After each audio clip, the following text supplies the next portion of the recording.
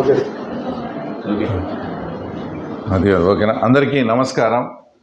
తర్వాత మీ అందరికీ తెలుసు, తర్వాత ఇక్కడ ఇప్పుడు ఎన్నిక జరగబోతుందని ఇప్పుడే మాకు ఒక ఇన్ఫర్మేషన్ కూడా వచ్చింది. అంటే చిన్న పల్లెటూరులో కూడా ఎక్కడ పోయినా కూడా సాక్షి తర్వాత వ్యాన్లు, సాక్షి రిపోర్టర్లు అవన్నీ పట్టుకొని తిరుగుతూ ఉన్నారు. మొత్తం రాష్ట్రం నలుమూలల నుంచి సాక్షికి చెందిన వ్యాన్లు, సాక్షికి చెందిన రిపోర్టర్లు అంతా కూడా పల్లెల్లో తిరుగుతూ ఉన్నారు. వాళ్ళలో ఆ రోజు ఎలక్షన్ రోజు మార్నింగే అంటే వాళ్ళ వ్యాన్లలో తర్వాత వాళ్ళే ఏదైనా పగలగొట్టుకొని లేదా సాక్షి మీద ఏదో దాడి చేసడానికి కట్టుకొని వాళ్ళ హాస్పిటల్కే పోయి ఇట్లా మా మీద ఇట్లా దాడి చేసినారు, తర్వాత జర్నలిస్టుల మీద దాడి చేసినారని ఒక వంక, ఆ తర్వాత ఒక నెపం చూపించేదానికి మొత్తం రాష్ట్ర వ్యాప్తంగా ఉండే సాక్షి వాళ్ళందరినీ రామని ప్రతి పల్లెకు కావాలని తిప్పుతా ఇట్లా ఉన్నారు. అంటే వాళ్ళ ఉద్దేశం ఏంటంటే వాళ్ళే ఇట్లా చాలామంది అక్కడి నుంచి వచ్చినప్పుడు వాళ్ళే ఏదన్నా చిన్న ఇది చేసుకొని ఆ నెపం అంతా కూడా టీడీపీ వాళ్ళ మీద వేసి ఇదో అని ఆ నెపాన్ని చూపించి ఎలక్షన్ కమిషన్కి వేసి ఇదో మా మీద దాడి జరిగింది, మా మీద ఎలా జరిగిందని చెప్పాలనే ఒక ప్రయత్నం చేయాలని ఉన్నారనేది ఒక ఇన్ఫర్మేషన్ అయితే, రెండో ఇన్ఫర్మేషన్ వచ్చేసి వాళ్ళ పార్టీకి సంబంధించిన వ్యక్తులే అంతా కూడా నామినేషన్లు వేయడం జరిగింది. ఇప్పుడు ఉదాహరణకు మొన్న జరిగిన సైదాపురం చంటి అతను పబ్లిక్గా వాళ్ళ మంచిగా ఎవరిని అడిగినా మిమ్మల్ని అడిగినా ప్రజల్ని ఎవరిని అడిగినా చెప్తారు. తర్వాత భూమిరెడ్డి రవీంద్రారెడ్డి అని మల్యాల రవి అంటారు అతను 100% ఆ తర్వాత వాళ్ళ మనిషే, అతను వయస్సు వాళ్ళకు బంధువు కూడా. అతనితో ఇండిపెండెంట్గా నామినేషన్ ఇచ్చారు. పెర్నపాడు సాంబశివారెడ్డి, ఆయనకు భారతి గారికి దగ్గర సంబంధం, ఆయన వేముల మండలం. అంబగపల్లె బాబురెడ్డి, ఇంకా ఎంత చండాలమైన విషయం అంటే మా మీద ఈమైన ఆరోపణలు మోపుతారే. అంబగపల్లె బాబురెడ్డి అనే అతని అఫీషియల్గా లింగాల మండలానికి మండల కన్వీనర్, అతను అఫీషియల్గా వాళ్ళు డిక్లేర్ చేసిన అతన్ని ఇండిపెండెంట్గా వేశారు. ఇట్లా కుట్రపూరితంగా మోసపూరితంగా చేసే పనులు వాళ్ళు చేస్తూ తర్వాత మా మీద పోని ఇండిపెండెంట్గా వేసుకున్నారు. ఓకే, ఇప్పుడు 9 ఇండిపెండెంట్గా వేసినారు వాళ్ళ వ్యక్తులు. వాళ్ళకు ఏదైనా వెహికల్ ప్రొవైడ్ చేస్తే వాళ్ళని ఆ రోజు ఆ వెహికల్ని వాళ్ళే ఏదైనా దాడి చేసుకోవడం, మా ఇండిపెండెంట్ అభ్యర్థుల మీద దాడి జరిగిందని ఎన్నికల కమిషన్కు ఫిర్యాదు చేయాలని ఈ రకమైన ప్లాన్లో వాళ్ళు ఉన్నారు. కాబట్టి నేను ముందే పోలీసు వారికి, ఎన్నికల కమిషన్ వారికి వాళ్ళకు విజ్ఞప్తి చేస్తున్నా, ఆ రోజు ఏదన్నా జరిగితే అది మాకు సంబంధం లేదు. మేము ప్రజాస్వామ్యబద్ధంగా పులివెందుల మండల ఓటర్లను ఎక్కడా డిస్టర్బ్ చేయకుండా మేము ప్రశాంతంగా ప్రచారం జరుపుకుంటా ఉన్నాం.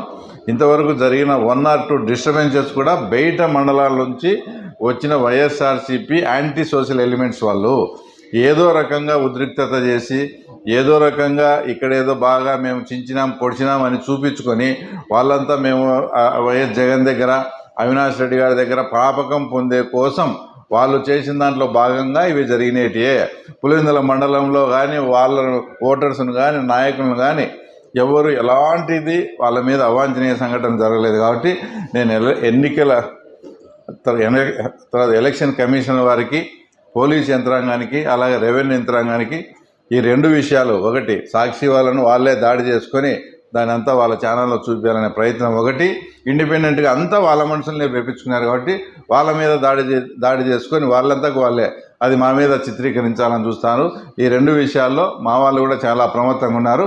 అలాగే పోలీసు వాళ్ళను, ఎన్నికల కమిషన్ కూడా అప్రమత్తంగా ఉండాలని మీ ద్వారా కోరుతున్నాను. రైట్. ఆరోపణ చేశారు, చేస్తున్నారని ఎంపీ గారు ఆరోపణ చేశారు. అసలు ఒక గ్రామం చెందిన వ్యక్తి ఇంకో గ్రామం ఓట్లు పెట్టి పోలింగ్ బూత్ ఉన్నప్పటికీ కూడా ఆయన ఆరోపించే దాంట్లో అది అందరిది ఇదే. కానీ ఏమైందంటే ఇది ఒక 4-5 రోజులు ముందే కనుక ఎవరైనా అబ్జర్వ్ చేసింటే ఈ సమస్యకు పరిష్కారం చూసేవాళ్ళు. ఈరోజు స్లిప్పులు పంచారు, మొత్తం ఎక్కడ చూసిన స్లిప్పులు పంచి ఒక యంత్రాంగం అంతా బ్యాలెట్లు ముద్రించి ఒక యంత్రాంగం అంతా అక్కడ ఉన్నప్పుడు ఈ స్టేజ్లో దాన్ని మార్చడం అనేది కరెక్టా కాదా, దానివల్ల మా పార్టీకి ఏమైనా లాభమా నష్టమా అనేది కూడా మేము బేరీజ్ వేసుకొని తర్వాత మేము కూడా వాళ్ళకు ఎన్నికల కమిషన్ వాళ్ళకు రిపోర్ట్ ఇవ్వడం జరిగింది. కానీ మీరు ఒకటి ఇక్కడ గమనించాలా, ఒక ఓటు ఏదన్నా గల్లంత అయిందంటే అది రాజ్యాంగబద్ధంగా ప్రజాస్వామ్యబద్ధంగా అది ఇబ్బంది. ఓట్లు ఎక్కడ ఎవరి ఓట్లు వాళ్ళకు ఉన్నాయి. కానీ పోలింగ్ బూతులు అనేది సేమ్ పంచాయతీలోనే పోలింగ్ స్టేషన్లు మారినాయి. అంటే ఒకటి నల్గొండపల్లె బూత్ వచ్చేసి నలిపిరెడ్డిపల్లెలో పడినాయి, 2 kilometers. నలిపిరెడ్డిపల్లెలో ఉండేవి వచ్చేసి ఎర్రబల్లెలో పడినాయి, అదొక 1/2 kilometer. ఇట్లా అదే వితిన్ పంచాయతీ జరిగింది, వితిన్ పంచాయతీలో జరిగింది కాబట్టి ఏదన్నా దానికి కావాల్సితే ట్రాక్టర్స్ కానీ వెహికల్స్ కూడా మీరు ప్రొవైడ్ చేసుకోమని చెప్తున్నారు.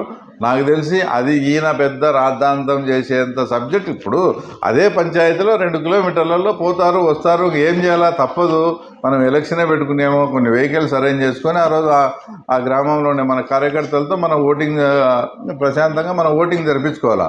అది వాస్తవంగా ఏం జరిగింది అనేది ఇప్పుడిప్పుడే మాకు కూడా నిన్నటి నుంచి చూసి ఆ ఓట్లు చూసాను. ఏంటంటే అంటే ఇందులో బాధపడాల్సిన విషయం ఏంటంటే స్లిప్పులు అన్నీ ప్రజలకు పంచిన తర్వాత ఈ విషయం వాళ్ళ దృష్టికి కానీ మా దృష్టికి కానీ వచ్చింది. యాజ్ ఇట్ ఈజ్ 2 డేసే టైం ఉంది. ఆ ప్రక్రియ కోసం వల్ల టైం వేస్ట్ ఎందుకు? అదే పంచాయతీ కదా. అందరికీ మా వాళ్ళకి నచ్చ చెప్పుకొని మేమైతే ఎన్నికలకు ముందుకు పోవాలని డిసైడ్ అయినాం. ఇప్పుడు పోటీ చేసే వాళ్ళు ఏం శ్రీనాథ్, ఇది క్వశ్చనా? మేము పోటీ చేస్తూ ఉన్నాం, మేము ఎట్లున్నా 100% గెలుస్తాం. గతంలో 25% ఓటు ఉన్నాయి. Yes. ఇప్పుడు ఇంత తక్కువ టైంలో అంత టీడీపీకి రావడానికి కారణం ఏంటి? ఇప్పుడు మీకు కొన్ని ఎగ్జాంపుల్స్ చెప్పాలా. ఈటెల రాజేందర్ గారు ఎమ్మెల్యేకి ఓడిపోయినారు. అదే మల్కాజిగిరిలో 20 లక్షల ఓట్లకు ఎంపీ అయినాడు. పీరియడ్ ఎంత? 3 months. Period 3 months. కాబట్టి ఇలాంటివి అన్నీ జరుగుతాయి. ఇది పీరియడ్ అప్పుడు ముందు అట్లొచ్చింది ఇప్పుడు ఇట్లొచ్చింది అని కాదు. ఇది స్థానిక సంస్థల ఎలక్షను, వాళ్ళ ప్రాంతము. ఇంకా 4 ఏళ్ళు గవర్నమెంట్ ఉంది. మేము ఇట్లా వేసి డెవలప్మెంట్, మేము ఓట్లు వేసి గెలిపించి మా ప్రాంతానికి ఇది కావాలని అడిగితే చేసేదానికి వీళ్ళు రెడీగా ఉన్నారు. కాబట్టి మనకు వచ్చిన ఇబ్బంది ఏముంది, వాళ్ళని ఒకసారి గెలిపిస్తామనే మూడుకు ఇక్కడ ప్రజలంతా వచ్చినారు. తప్పకుండా గెలుస్తారు.